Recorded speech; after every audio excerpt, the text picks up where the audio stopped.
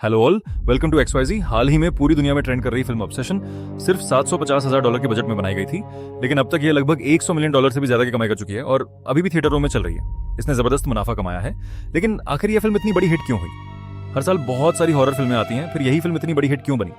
इस कहानी का पूरा एक्सप्लेनेशन सुनने के बाद आपको भी इसका जवाब मिल जाएगा। बेयर एक शर्मीला और इंट्रोवर्ट लड़का है। उसे निक्की बहुत पसंद है, लेकिन उसमें अपने प्यार का इजहार करने की हिम्मत नहीं है।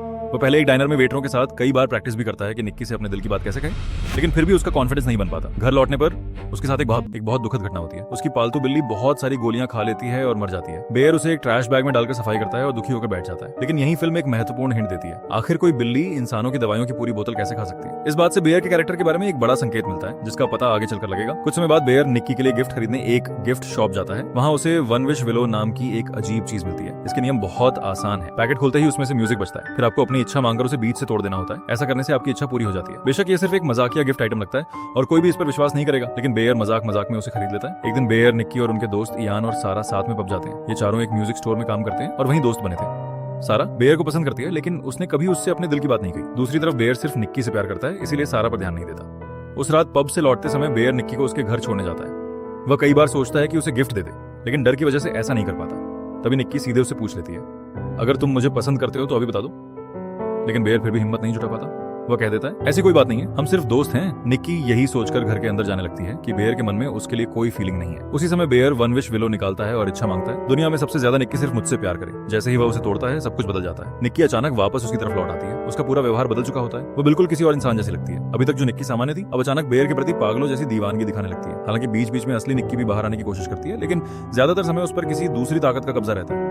वो बेयर को अपने घर के अंदर बुलाती है, उसे किस करती है। बेयर उसकी इस हरकत से पूरी तरह बेयर को अपने घर के अंदर बुलाती है, उसे किस करती है। बेयर उसकी इस हरकत से पूरी तरह हैरान रह जाता है, लेकिन निक्की कोई बहाना बनाकर उसे अपने पास ही रोक लेती है। अब बेयर को शक होता है कि कहीं सच में वन विश विलो काम तो नहीं कर गया। वो इंटरनेट पर इसके बारे में खोजता है, लेकिन वहां इसे सिर्फ एक बेकार खिलौना बताया जाता है। इसीलिए बेयर यही मान लेता है कि निक्की सच में उससे प्यार करने लगी है। जो लड़की एक दिन पहले तक उसे सिर्फ दोस्त मानती थी, अब वही उसके लिए पागलों जैसी ऑब्सेसिव लवर बन चुकी है। और ये सब उसी इच्छा मांगने के तुरंत बाद हुआ। लेकिन बेयर इतना ज्यादा भ्रम में जी रहा होता है कि उसे ये सब असामान्य नहीं लगता। उसे पूरा यकीन हो जाता है कि निक्की सच में उससे प्यार करने लगी है। अगले दिन बेयर अपनी दुकान पर पहुंचता है और अपने दोस्त यान को पिछली रात हुई सारी बातें बताता है। वो ये तो बताता है कि निक्की अचानक उससे प्यार करने लगी, लेकिन वन विश विलो वाली बात छिपा लेता है। यान को लगता है कि निक्की ने सच में बेयर का प्यार स्वीकार कर लिया है। वो कहता है, ये तो अच्छी बात है। इसके बाद बेयर और निक्की साथ रहने लगते हैं, लेकिन धीरे धीरे निक्की का प्यार एक खतरनाक जुनून में बदलने लगता है। सबसे पहले बेयर को तब एहसास होता है कि कुछ गड़बड़ है, जब निक्की उसे झूठ बोलना शुरू कर देती है। वो कहती है कि उसके पापा को कैंसर है और उसी दुख की वजह से उसने ड्रग्स लेना शुरू किया था, इसीलिए वो उस रात अजीब तरह से व्यवहार कर रही थी। बेयर पहले से ही अपने भ्रम में जी रहा होता है, इसीलिए वो उसकी बात पर आसानी से विश्वास कर लेता है। उसे लगता है कि ड्रग्स की वजह से निक्की ने ऐसा किया होगा, लेकिन वो सच में उससे प्यार करती है। लेकिन निक्की की हरकतें यही नहीं रुकती। एक दिन दोनों डिनर पर जाते हैं, तभी बेयर को उसके दोस्त का फोन आता है। वो बताता है कि निक्की के पिता को कभी कैंसर था ही नहीं, उसने बेयर से झूठ बोला है। जब बेयर निक्की से पूछता है कि उसने झूठ क्यों बोला, तो निक्की अचानक जोर जोर से चिल्लाने लगती है और सबके सामने ड्रामा करने लगती है। बेयर लोगों के सामने तमाशा नहीं चाहता, इसलिए चुप हो जाता है। शायद यही वो सीन है जैसे आपने इंस्टाग्राम रील्स में देखा होगा।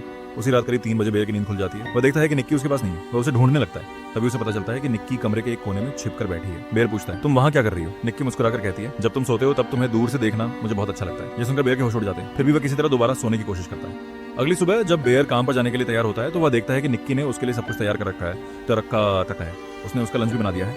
लेकिन वह बेयर से कहती है, आज काम पर मत जाओ, पूरा दिन मेरे साथ रहो। बेयर कहता है, ऐसा नहीं हो सकता, मुझे काम पर जाना ही पड़ेगा। जैसे ही वह दरवाजे की तरफ बढ़ता है, वह हैरान रह जाता है। निक्की ने पूरे दरवाजे को डक्ट टेप से सील कर दिया होता है ताकि बेयर बाहर ही न जा सके। अब बेयर सचमुच डर जाता है। वह किसी तरह टेप हटाकर बाहर निकलता है और काम पर चला जाता है। दोपहर के खाने के समय वह सारा के साथ बैठा होता है। सारा उससे कहती है, कुछ दिन पहले निक्की कह रही थी कि वह तुम्हें अपने छोटे भाई जैसा मानती है, लेकिन अचानक तुम दोनों डेट करने लगे। मुझे ये सब बहुत अजीब लगा। यह सुनकर बेयर चौंक जाता है। इसी दौरान सारा भी धीरे धीरे अपने दिल की बात इशारों में बताने लगती है। बेयर, जो पिछले कुछ दिनों से मानसिक रूप से परेशान था, उसे सारा के साथ बात करके थोड़ी राहत महसूस होती है। सारा बताती है कि उसने कई आर्ट स्कूलों में आवेदन किया था, अब सिर्फ एक स्कूल का जवाब आना बाकी है। इसके बाद बेयर अपना लंच बॉक्स खोलता है। वह जैसे ही सैंडविच निकालता है, सारा निक्की की लिखी हुई एक पर्ची दिखाती है। उसमें बिल्ली का जिक्र देखकर वह पूछती है, इसमें कैट क्यों लिखा है? यही सुनकर बेयर के दिमाग में बिजली सी कौन जाती है। उसे समझ आ जाता है कि निक्की ने उसके मर चुके पालतू बिल्ली का मांस उसके सैंडविच में डाल दिया है। ये सोचकर उसका पेट मचलने लगता है और उसे उल्टी आने जैसी हालत हो जाती है। ये सब होने के बाद बेयर घर पहुंचते ही निक्की से झगड़ने लगता है। वो गुस्से में कहता है, तूने मेरी बिल्ली को पकाकर खाने में क्यों डाल दिया? तुम ऐसा कैसे कर सकती हो? निक्की बिल्कुल शांत होकर जवाब देती है, मैं तुम्हारे लिए कुछ भी कर सकती हूँ। इसी बीच बेयर बताता है कि उसके दोस्त इयान ने उसे बॉयज ओनली पार्टी में बुलाया है। ये सुनते ही निक्की बुरी तरह भड़क जाती है। वह जिद करने लगती है कि वह भी साथ जाएगी। बेयर के पास कोई दूसरा रास्ता नहीं बचता, इसीलिए वह उसे भी पार्टी में ले जाता है। पार्टी में सभी लोग हंस रहे होते हैं, मजे कर रहे होते हैं, लेकिन निक्की बार बार अजीब हरकतें करती है, जोर जोर से हंसती है और सबको असहज कर देती है। कुछ देर बाद सभी एक गेम खेलते हैं। गेम का नियम होता है, आपके बाईं तरफ जो बैठा है उसे किस करना होगा। सब लोग नियम के अनुसार ऐसा करने लगते हैं। तभी बेयर को एहसास होता है कि उसके बाईं तरफ सारा बैठी है। उधर निक्की पहले से ही बेयर के लिए पागलों जैसी दीवानी बनी हुई है। वह कैसे बर्दाश्त करती कि बेयर किसी और लड़की को किस करे। वह चुपचाप उठती है, पीछे से घूमकर सारा की कुर्सी खिसका देती है और खुद बेयर के बाईं तरफ आकर बैठ जाती है। फिर वह बेयर से कहती है, अब मुझे किस करो। बेयर मजबूरी में उसे किस करता है, लेकिन जैसे ही किस होता है अचानक असली निक्की कुछ पल के लिए बाहर आ जाती है। वह पूरी तरह घबरा जाती है। उसी समय नकली निक्की दोबारा उसके शरीर पर कब्जा करने की कोशिश करती है। दोनों के बीच जैसे मानसिक लड़ाई शुरू हो जाती है। इस संघर्ष में निक्की अपना आपा को बैठती है। वह अचानक एक वाइन की बोतल उठाती है और बिना रुके बार बार उसी बोतल से अपने चेहरे पर मारने लगती है। कुछ ही सेकंड में उसका पूरा चेहरा खून से भर जाता है।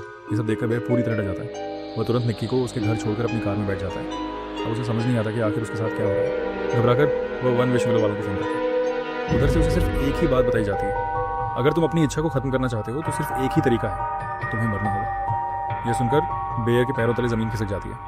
थोड़ी देर बाद सारा का मैसेज आता है। वो लिखती है, मुझे तुमसे मिलना है, अगर तुम मिलने नहीं आए तो मैं खुद तुम्हारे घर आ जाऊंगी। बेयर जानता है कि अगर सारा उसके घर आई तो निक्की कुछ भी कर सकती है, इसीलिए वो खुद सारा से मिलने चला जाता है। दोनों कार में बैठकर बात करने लगते हैं। तभी सारा एक और चौंकाने वाली बात बताती है।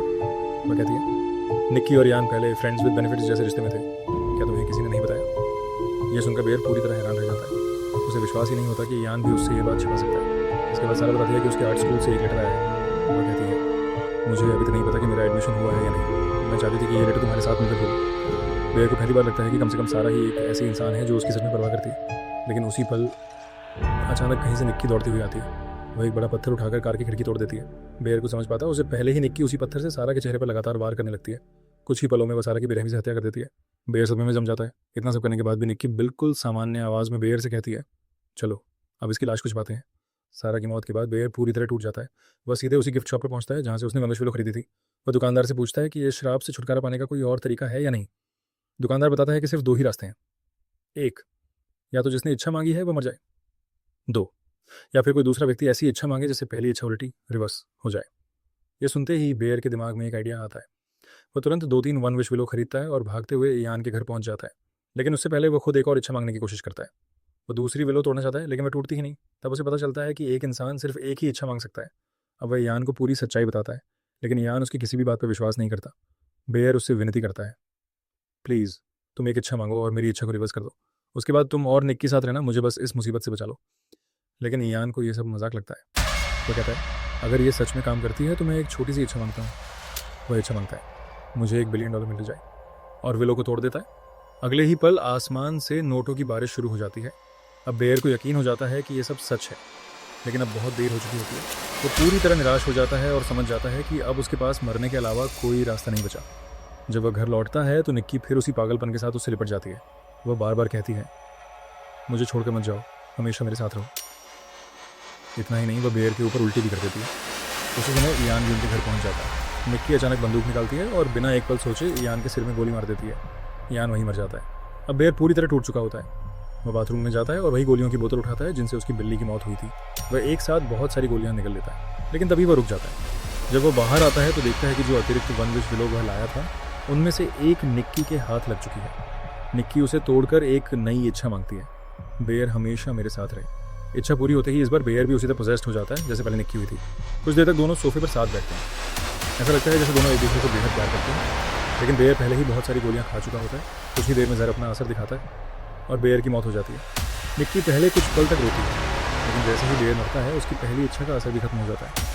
नकली निक्की गायब हो जाती है और आखिरकार असली निक्की वापस आ जाती है। लेकिन अब सब कुछ खत्म हो चुका होता है। बेयर मर चुका, सारा मर चुकी, यान मर चुका। इन तीनों मौतों में निक्की शामिल दिखाई देती है। दुनिया में कोई भी उसकी बात पर विश्वास नहीं करेगा कि यह सब एक जादुई इच्छा की वजह से हुआ है। सब लोग यही समझेंगे कि निक्की ने जानबूझकर ये तीनों हत्याएं की हैं। आखिर में असली निक्की सदमे में चीखती रह जाती है और यही फिल्म खत्म हो जाती है। इस फिल्म का सबसे बड़ा ट्विस्ट यही है।